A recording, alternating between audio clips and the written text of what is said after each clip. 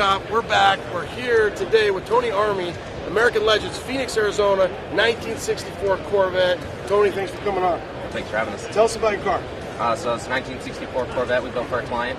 He had a 63 growing up, so one of the biggest things we did with this car that fools a lot of people is we had a split to it. So it's kind of got that 63 vibe, but you know, it's still, the car is a 64. So. How's the response been when people walk by? We've seen a lot around it. It's an eye catcher. It is. I mean, the car to me is subtle, and that's what we go for.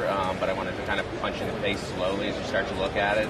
I mean, everything everybody's been talking about is kind of the stance, the wheel, the brake package on this car. This car to me just sits right and just screams fast. Beautiful car from the factory. These guys made it beautiful and better. And the big power plant there, what are you running?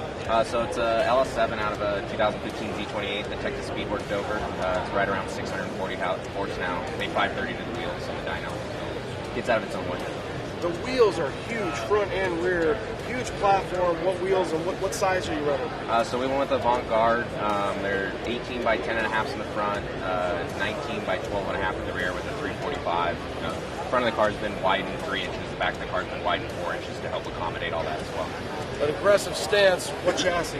We went with the Roadster Shop, Fast Track, IRS, Penske shops. Just customer wanted something that would perform and drive, and I know they work, so we're still happy.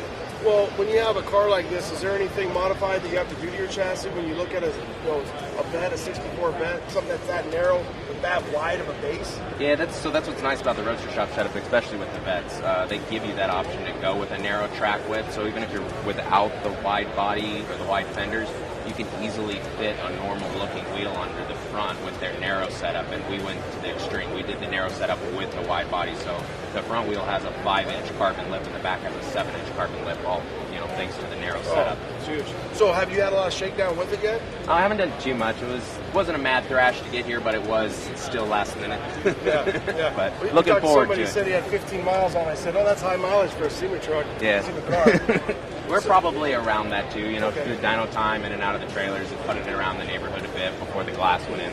That was mostly our limiting factor. The glass went in like 2 days before we got here. So when you get your fast track and you're laying it all out there, obviously the foundation, what's one thing that makes your life easier with that assembly, having that fast track, for you guys modified but ready to put everything right on top of it?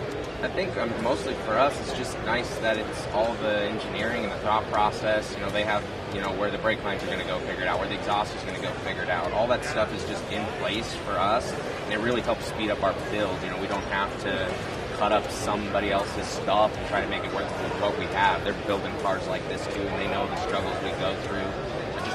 They have it all mapped out, and it kind of, some of the stuff guides you in the right direction even when you don't know where you're supposed to go. So yeah, the struggle's real, but this is helping along with it to make some of that, some of those decisions easier. Is this the first Roadster Shop chassis you've worked with? No, this car is the 5th car that we've finished with the Roadster Shop chassis, and we're building 4 other chassis right now from them. Oh, wow. They're our go-to. All fast track, or you got a little bit of everything? A little bit of everything. We've got a couple on Revos, a couple fast tracks, some fast tracks with IRS, some fast tracks, with solid wraps.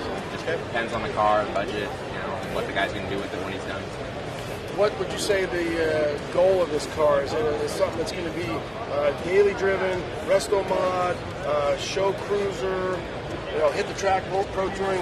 What's the owner's plan for this thing? His plan's to drive it like crazy. And we're gonna, after the show, we're gonna get the whole side clear bras so these tires don't annihilate the paint. But he just drives his cars. He's not a big show guy per se. We'll take it to shows. We'll do some autocross with it.